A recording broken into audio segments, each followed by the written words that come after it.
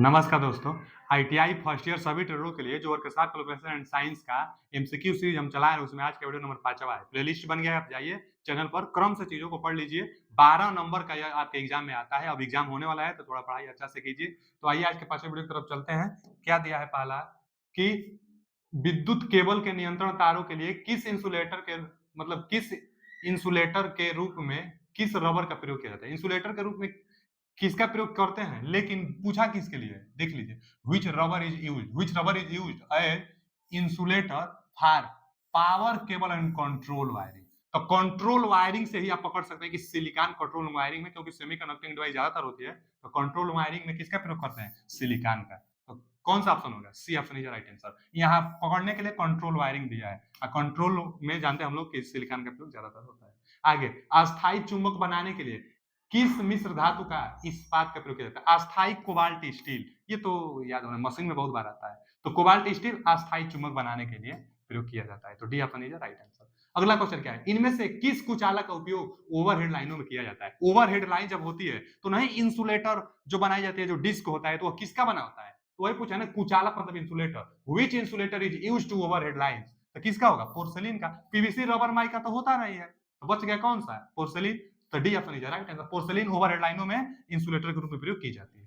अगला क्वेश्चन क्या है, स्विच बनाने के लिए किस कुचालक सामग्री का प्रयोग किया जाता है। तो बाइकेलाइट का ना, जो नहीं आता है स्विच विच जो आता है बोर्ड वोर्ड में, तो वही किसका होता है, बाइकेलाइट का। विकल्प से भी आप मार सकते हैं, इब्रोनाइट और पीवीसी और पोर्सलिन नहीं, पोर्सलिन का भी हम बताएं डिस्क बनता है ओवरहेड लाइनों में, और स्विच किसका बनता है, तो बाइकेलाइट का। तो C option is right answer, जो स्विच विच बोर्ड वोर्ड का बनता है। अगला क्वेश्चन क्या है, प्रतिरोधक का वह गुण क्या है जो उच्च वोल्टेज के आने पर टूट जाना चाहिए। तो डाइलेक्ट्रिक स्ट्रेंथ, पंचर वोल्टेज भी कहते हैं ना। जैसे क्या होगा कि जो इंसुलेटर होता है ना, इंसुलेटर लगाता है, जैसे पिन टाइप इंसुलेटर, चाहे जो भी इंसुलेटर हो, हाई वोल्टेज जाएगी बहुत। अब उसके हर एक इंसुलेटर की एक लिमिट सीमा है, उस लिमिट सीमा से हाई वोल्टेज जब गुजरेगा, जैसे लाइटनिंग अरेस्टर आ गया, बहुत ज्यादा वोल्टेज आ गई, हाई वोल्टेज जब जाएगा तो इंसुलेटर क्या होगा, अपना डाइलेक्ट्रिक स्ट्रेंथ खो देगा। जो लोहा का पोल है उसमें भी करंट कभी कल आ जाती है, तो जो इंसुलेटर होता है अपना डाइलेक्ट्रिक स्ट्रेंथ खो जाता है, उसको हम लोग पंचर वोल्टेज कहते हैं। तो वही पूछा है कि पंचर होना चाहे डाइलेक्ट्रिक स्ट्रेंथ टूट जाना, उच्च वोल्टेज आने पर टूट जाना अथवा पंचर हो जाना किसका गुण है, तो डाइलेक्ट्रिक स्ट्रेंथ का है, जो कि इंसुलेटर का होता है डाइलेक्ट्रिक स्ट्रेंथ। आगे, किस मिश्र इस्पात का उपयोग कीमती उपकरण में किया जाता है, किसका कीमती उपकरण में। तो जो अब ये आपके लिए भले नया हो, लेकिन इसीलिए ये महंगा होता है, इसलिए जल्दी इसका उपयोग ही नहीं किया जाता है, तो ज्यादातर देखने को नहीं मिलता है। तो इनवार स्टील, इनवार जो स्टील होता है कीमती वस्तु में प्रयोग किया जाता है। किस मिश्र धातु का उपयोग कीमती उपकरण बनाने के लिए किया जाता है, तो इनवार स्टील, इसीलिए ज्यादा देखने को नहीं मिलता है। तो याद रखिएगा, इनवार स्टील कीमती उपकरण बनाने में प्रयोग किया जाता है। आगे, रेती और कोल्ड स्टील, तो हाई कार्बन स्टील का होता है ना, जो रेती होता है, फाइल घिसे ना, कार्बन की मात्रा क्या होगी, थोड़ा ज्यादा होगी। हाई कार्बन, कार्बन की मात्रा थोड़ा ज्यादा होगी तो कठोर होगी, कठोर होगी तो जल्दी घिसेगी नहीं। तो वही पूछा है कि कोल्ड चीजल भी कठोर होता है, और क्या, फाइल्स, फाइल्स मतलब रेती। तो रेती और कोल्ड चीजल जो छेनी होता है कठोर होता है, क्यों, क्योंकि हाई कार्बन स्टील का बना होता है। अगला क्वेश्चन क्या है, वस्तु में निहित पदार्थ की मात्रा को क्या कहा जाता है। तो मास, मास का परिभाषा है, द्रव्यमान का परिभाषा है कि वस्तु में निहित पदार्थ की मात्रा। जैसे ये हमारे पास पेन है, तो बस इस पेन में निहित पदार्थ की मात्रा, जितना पदार्थ लगा है इसकी मात्रा ही मास कहलाता है। तो वस्तु में निहित पदार्थ की मात्रा क्या कहलाता है, मास कहलाता है, द्रव्यमान कहलाता है। C option is right answer. अगला क्वेश्चन क्या है, वह कौन सा बल है जिसके कारण कोई भी वस्तु पृथ्वी के केंद्र की ओर आकर्षित होती है। तो भार, दुनिया की हर एक वस्तु पर भार लगता है, और भार हमेशा पृथ्वी के केंद्र की तरफ लगता है। तो कौन सा वस्तु है जो पृथ्वी की तरफ खींचती है, तो भार है। तो भार, वेट, भार जो है हमेशा ग्रेविटेशनल फोर्स के कारण लगता है। अगला क्वेश्चन क्या है, किसी पदार्थ के द्रव्यमान प्रति इकाई आयतन को क्या कहते हैं। किसी पदार्थ के द्रव्यमान को प्रति इकाई आयतन, यानी मास बटा में आयतन, घनत्व कहलाता है ना, डी ऑप्शन। घनत्व बराबर क्या होता है, मास बटा में आयतन। तो पूछा है ना कि द्रव्यमान प्रति आयतन, प्रति मतलब एक यूनिट द्रव्यमान को घनत्व कहते हैं, तो density, C option is right answer. अगला क्वेश्चन क्या है, पदार्थों का घनत्व और 4 अंशी पर पानी के घनत्व के अनुपात को क्या कहते हैं। ये भी एकदम फेमस है, 8वीं में पढ़ाई जाती है कि पदार्थों के घनत्व तथा 4 अंशी के घनत्व के अनुपात को स्पेसिफिक ग्रेविटी कहते हैं, विशिष्ट गुरुत्व कहते हैं। विशिष्ट जो गुरुत्व होता है, विशिष्ट गुरुत्व, स्पेसिफिक ग्रेविटी, तो 4 अंशी पानी का घनत्व और पदार्थ के घनत्व के जो रेशियो होती है, उसी रेशियो को स्पेसिफिक ग्रेविटी कहते हैं। अगला क्वेश्चन क्या है, कि एल्युमिनियम का घनत्व, ये भी बहुत फेमस है, इसीलिए ओवरहेड लाइनों में कॉपर वायर को न चुनकर एल्युमिनियम को चुना गया है, क्योंकि इसका जो स्पेसिफिक होगा जो डेंसिटी होगी, स्पेसिफिक गुरुत्व जो होगी वह कम होगी, कॉपर ऊपर सबसे कम होती है, 2.7 ग्राम प्रति सेमी की होती है। कंडक्टिविटी भी थोड़ा अच्छा है, कॉपर से अच्छा नहीं है, लेकिन कॉपर महंगी भी तो धातु है, तो कॉपर महंगी धातु है, मात्रा उसकी कम है, इसलिए उसका प्रयोग न करके एल्युमिनियम का प्रयोग किया जाता है, क्योंकि हल्का भी होता है। तो 2.7 ग्राम प्रति सेमी होता है, एकदम याद रखिएगा एल्युमिनियम का।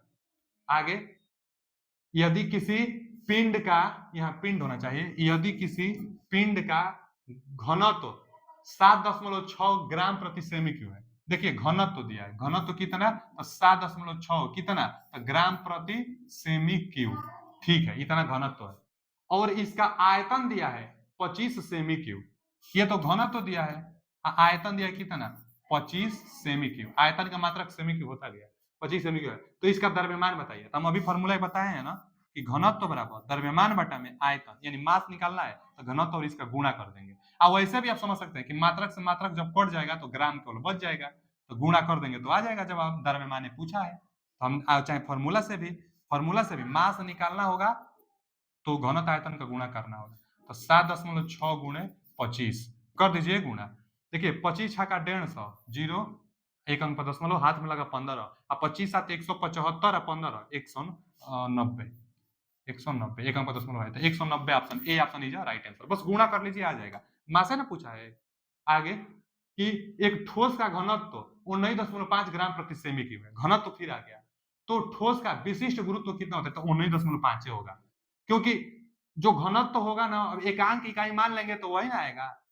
तो पूछा भी है कि एक ठोस का घनत्व 19.5 ग्राम प्रति सेमी क्यूब है, तो ठोस का विशिष्ट गुरुत्व कितना होगा, कुछ कहा, कुछ दिया है, तो रेशियो एक लेकर वही आएगा, 19.5 आएगा ही इसका। तो बस D option is right answer, ये तो इजी क्वेश्चन था। अगला क्वेश्चन क्या है कि एक लोहे के घन का घनत्व ग्राम प्रति सेमी क्यूब में कितना होगा, घनत्व पूछा है कितना होगा, यदि भार 4.8 किलोग्राम और आयतन, आयतन कितना दिया है, 640 सेमी क्यूब है। तो ग्राम प्रति सेमी क्यूब पूछा भी है, हम लोग को पता भी है कि ग्राम प्रति सेमी को कर देंगे, यहाँ ग्राम प्रति सेमी क्यूब, तो कितना ये किलोग्राम है, 4.8 किलोग्राम है, तो 1000 से गुणा करिए तब ग्राम में आएगा, क्योंकि ग्राम प्रति सेमी क्यूब चाहिए, 640 सेमी क्यूब दिया ही है, 640 सेमी क्यूब तो दिया ही है, अब इसकी कॉल कर देंगे तो आ जाएगा ग्राम प्रति सेमी क्यूब। इसको हम लोग घनत्व भी बोलते हैं ना, मास बटा में आयतन, मास बटा में आयतन घनत्व, यही पूछा भी है, लेकिन ग्राम में होना चाहिए था, 1000 से गुणा कर दिए हम ग्राम में के लिए, तो यहाँ क्या हो जाएगा, 4 8 2 ठो जीरो हो जाएगा, एक जीरो तो दशमलव हटाएगा, बटा में 6 4 जीरो, एक जीरो से एक जीरो कट जाएगा। अब आगे 8 से घटा देते हैं, जब 8 से घटाएंगे तो 8 ही कहीं 64, यहाँ 8 से घटा देंगे तो 8 छक्के 48, एक जीरो है। और फिर 4 से घटा दीजिए तो 15 चौका 60 होता है, तो ऊपर 15 बचेगा, हाँ नीचे 4 दूना के 8, अब फिर 2 से भाग दीजिए, तो 2 7 14, 2 7.5 ग्राम प्रति सेमी क्यूब, 7.5 ग्राम प्रति सेमी क्यूब, 7.5 ग्राम प्रति semi cube, D option is right answer. आते हैं अगले। अच्छा, आज के लिए इतना ही है, मिलते हैं फिर अगले किसी नए वीडियो में। थैंक यू, धन्यवाद।